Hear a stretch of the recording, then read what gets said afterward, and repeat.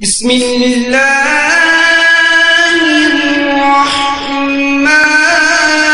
الرحیم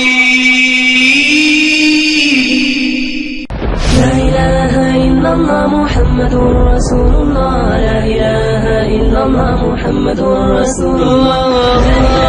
اللہ کے نبی فرماتے ہیں جو عورت خوشبو لگائے اور پھر کسی قوم کے پاس سے گزرے، خوشبو لگائے پھر کسی قوم کے پاس سے گزرے اور اس کی خوشبو نہ محرم مردوں تک پہنچے، نہ محرم ناک اس عورت کی خوشبو کو سونگے، فتویٰ سنیے امام کائنات کا، امام اعظم کا، امام الانبیاء کا، محمد الرسول اللہ کا، اللہ کے نبی اس عورت کے بارے میں کیا کہہ رہے ہیں جو خوشبو لگا کے اپنے گھر سے نکلتی ہے، غیر مرد عورتوں غیر مردوں کے پاس سے گزرتی ہے، اس کی خوشبو ان غیر مردوں کے ناکوں میں پہنچتی ہے، اللہ کے نبی فرماتے ہیں فَهِيَ زَانِيَةٌ زَانِيَةٌ زَانِيَةٌ، یہ بدکار ہے بدکار ہے بدکار ہے۔ اپنی بیویوں کو تیار کروا کے شاپنگ کے لیے پانڈا مارکیٹ میں بھیجنے والوں، اتوار بازاروں میں بھیجنے والوں، ان کو شادی ہال میں فنکشن اٹینڈ کرنے کے لیے بھیجنے والوں، اور یہ بودی دلیل دینے والوں کہ مولانا ہماری بیوی ٹھیک ہے، ہماری بیوی پارٹی اٹینڈ کرنے کے لیے شادی ہال میں جاتی ہے لیکن وہ پرفیوم نہیں لگاتی، کیا وہ میک اپ کر کے نہیں جاتی، کیا فیس پاؤڈر اس کے چہرے پہ نہیں لگا ہوتا، آئی لائنر، لپ لائنر، آئی شیڈ، یہ تمام چیزیں وہ استعمال نہیں کرتی، اور کیا ان تمام چیزوں میں خوشبو نہیں ہے؟ خوشبو کا تو میدان ہے، باڈی پرفیوم الگ ہے، ہیئر پرفیوم الگ ہے، ایٹم جتنے ہیں میک اپ کے سارے خوشبوؤں میں بھرے ہوئے ہیں، اور تیری بیوی ہے، تو نمازی ہے، تو حاجی ہے، تو جہادی ہے، تو مجاہد ہے، تو داڑھی والا ہے، تو نیک ہے، تو صدقہ خیرات کرنے والا ہے، لیکن بیوی تیری چوڑیاں پہن کر، زیور پہن کر، میک اپ کر کے شادی ہال میں جا رہی ہے، غیر مردوں کے پاس سے گزرتی ہے، ارے گزرتی ہی کہاں ہے، شادی ہال کے اندر کھانا سرو کرنے والے غیر مرد ہیں، بیرے آ کر ان کے سامنے کھانا رکھتے ہیں، دیوس اپنی بیوی کو غیر مردوں کے سامنے چھوڑ دیتا ہے، وہ اس سے ڈیمانڈ کرتی ہے، وہ سالن ختم ہونے پہ ٹرے لا کے اس کے سامنے رکھتا ہے، محمد رسول اللہ صلی اللہ علیہ وسلم فرماتے ہیں جو عورت خوشبو لگا کے گھر سے نکلتی ہے غیر محرم مردوں تک اس کی خوشبو پہنچتی ہے، فَهِيَ زَانِيَةٌ زَانِيَةٌ زَانِيَةٌ، یہ بدکار ہے بدکار ہے بدکار ہے۔ اللہ کے لیے اپنے گھروں کو بدلو، اللہ کے لیے اپنی عورتوں کی اصلاح کرو۔ عورت کو خوشبو لگانا جائز ہے اپنے خامد کے لیے، وہ اپنے خامد کے لیے بنے، اس کا سارا زیور، اس کا سارا میک اپ، اس کے سارے بہترین کپڑے، اس کے بہترین لباس، اس سب چیزوں کا حقدار صرف اس کا خامد ہے۔ لیکن افسوس اس بغیرتی نے ہمارے گھروں کی کیفیت ہی بدل دی ہے۔ خامد کے لیے جب عورت گھر میں ہو، یہ بیچارہ تھکا ہارا ٹوٹا بھجا ہوا گھر آتا ہے، وہی وہ لہسن کی بو، چٹنی کی بو، ادرک کی بو، پیاز کی بو کچن کے اسی گندے مندے کپڑوں میں اس کے پاس آ جاتی ہے، جس کے لیے سب کچھ کرنا ہے۔ اور اگر یہ بیوی سے کہے آج آپ کی ڈنر پارٹی ہے فلاں فیملی کے گھر، اور یہ اطلاع اس کو آدھا گھنٹہ پہلے دے دے، وہ تیار ہوگی یا اس سے لڑائی کرے گی؟ آدھے گھنٹے میں کیسے تیاری کر سکتی ہوں؟ آپ بھی کمال کرتے ہیں، مجھے کم از کم 1.5 گھنٹہ پہلے تو بتایا ہوتا، میں نے تیار ہونا ہے، میں نے کپڑوں کے ساتھ میچنگ جیولری پہننی ہے، سوٹ کی میچنگ کی میں نے شوز پہننے ہیں، میں نے فلاں تیاری، اب آدھے گھنٹے میں کیا کروں؟ یہ مسکین جو مہینہ اپنی بیوی کے چہرے پر کوئی رنگت نہیں دیکھتا، کوئی خوشبوئیں نہیں دیکھتا، اچھا لباس نہیں دیکھتا، وہی گندے مندے کپڑوں میں گھر میں گھومتی ہے، جب یہ پارٹی اٹینڈ کرنے کے لیے نکلتی ہے، تیار ہو کے گھر سے نکلتی ہے، بندہ بھی 4 دفعہ اس کو دیکھتا ہے میرے والی ہے کوئی اور تو نہیں آ گئی، یہ تبدیل تو نہیں ہوگی؟ میں نے بھی اس کو کبھی اس شکل میں نہیں دیکھا، ساری زینت، ساری خوشبوئیں، سارا میک اپ، ساری جیولری، سارے سیٹ اس کو تب یاد آتے ہیں جب جا کر عورتوں میں فخر کرنا ہو، جب عورتوں میں پیش ہونا ہو، جب عورتوں کے اندر اپنے آپ کو اونچا دکھانا ہو، جب ان کے لیے سب کچھ یاد آ جاتا ہے۔ اور خامد جو اس کی عزت ہے، خامد جو اس کی جنت ہے، خامد جو اس کی جہنم ہے، جس کی طرح سے جنت ملنے والی ہے یا جس کی نافرمانی سے جہنم ملنے والی ہے، اس مسکین کا کوئی حق نہیں ہے۔ رسول اللہ صلی اللہ علیہ وسلم فرماتے ہیں، مسند احمد میں ہے، اللہ کے نبی نے فرمایا جو عورت خوشبو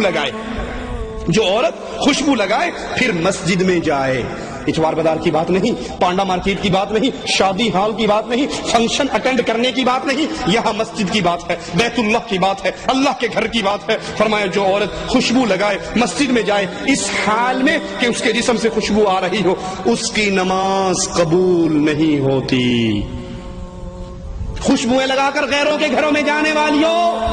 خوشبو لگا کے شاپنگ کرنے والیوں، میک اپ کر کے شادی ہال میں جانے والیوں، محمد کریم کی بات، زیدی کی بات نہیں، سید صاحب کی بات نہیں، شاہ صاحب کی بات نہیں، مولوی شیخ کی بات نہیں، امام الانبیاء کی بات ہے، جس کا تم نے کلمہ پڑھا ہے، جس کا تم کلمہ پڑھ کے اسلام کے دائرے میں داخل ہوئی ہو۔ محمد کریم فرما رہے ہیں جو عورت خوشبو لگا کے مسجد میں جاتی ہے نماز پڑھنے کے لیے، اس کی نماز اس وقت تک قبول نہیں ہوتی جب تک وہ غسل جنابت کی طرح غسل نہ کر لے۔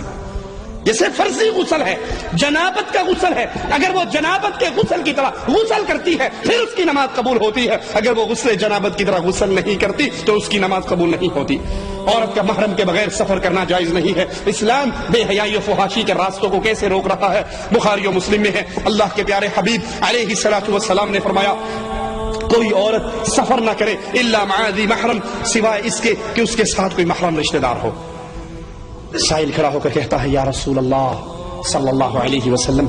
میں نے اپنا نام آپ کے ساتھ جہاد پہ جانے کے لیے غزوے میں لکھوایا ہے، اس حال میں کہ میری بیوی حج کے لیے جا رہی ہے،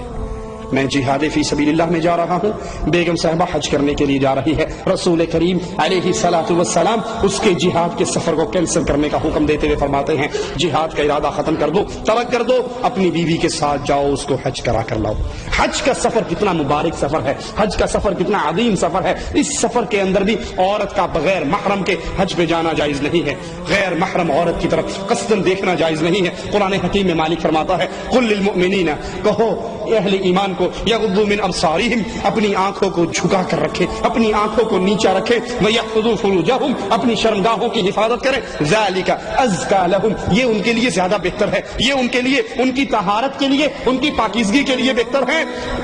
ان اللہ خبیر بما یصنعون، اور اللہ جانتا ہے جو کچھ تم کرتے ہو۔ ہاں اگر کوئی شادی کرنے کا ارادہ رکھتا ہے تو اپنی منگیتر کو ایک نظر دیکھ سکتا ہے۔ اللہ کے نبی علیہ الصلوۃ والسلام نے اپنے ایک صحابی سے کہا اس کی شادی کی خبر سن کر کہ تو اپنی منگیتر کو ایک نظر دیکھ لے، ایک نظر دیکھ لے، یہ تیرے لیے تمہاری آئندہ زندگی کے لیے زیادہ بہتر ہے۔ اور یہ دلیل ہے کہ چہرے کا پردہ کرنا ضروری ہے۔ ایک نظر دیکھنا دلیل ہے کہ چہرے کا پردہ ہے، شریعت چہرہ چھپانے کا حکم دیتی ہے۔ کیوں؟ اگر چہرہ کھلا ہوتا،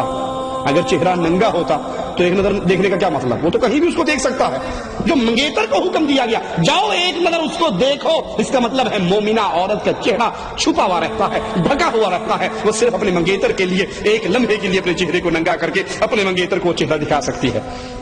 جس طرح عورتوں پر نظر ڈالنا غیر محرم نامحرم عورتوں پہ جائز نہیں، اسی طرح ان لڑکوں کی طرف دیکھنا جن کے چہرے پہ داڑھی مونچھ نہیں آئی، امرد بچے ہیں جن کے چہرے کے اوپر خوبصورتی اور معصومیت ہے، داڑھی اور مونچھ نہیں ہے، ان کی طرف دیکھنا بھی جائز نہیں ہے۔ یہاں یاد رکھیے ان صوفیاء کی بکواسات کو جنہوں نے لڑکوں کے ساتھ عشق و شوخی کرنا، عورتوں کے چہروں کو دیکھنا دین کا حصہ، عشق مجازی کو عشق خدائی کا حصہ سمجھتے ہیں۔ امداد اللہ مہاجر مکی علماء دیوبند کے بہت بڑے عالم ہیں، اپنی کتاب شمائم امدادیہ میں لکھتے ہیں کہ عورت کا نظارہ کرنا، عورت کو دیکھنا، عورت کے چہرے کی طرف دیکھنا حقیقت میں اللہ کو دیکھنا ہے۔ عورت مرد کا مظہر ہے، مرد اللہ کا مظہر ہے، لہذا عورت اللہ کی مظہر ہوئی تو عورت کو دیکھنا حق تعالیٰ کو دیکھنے کے برابر ہے، مشاہدہ کرنا چاہیے۔ اسلام اس بے حیائی اور فحاشی کے راستے میں رکاوٹ کھڑی کرتا ہے۔ مرد کی شرمگاہ نہ دیکھے، عورت کی شرمگاہ نہ دیکھے، مرد کی شرمگاہ نہ دیکھے، عورت کی شرمگاہ نہ دیکھے، مرد ننگے مرد کو نہ دیکھے، عورت ننگی عورت کو نہ دیکھے۔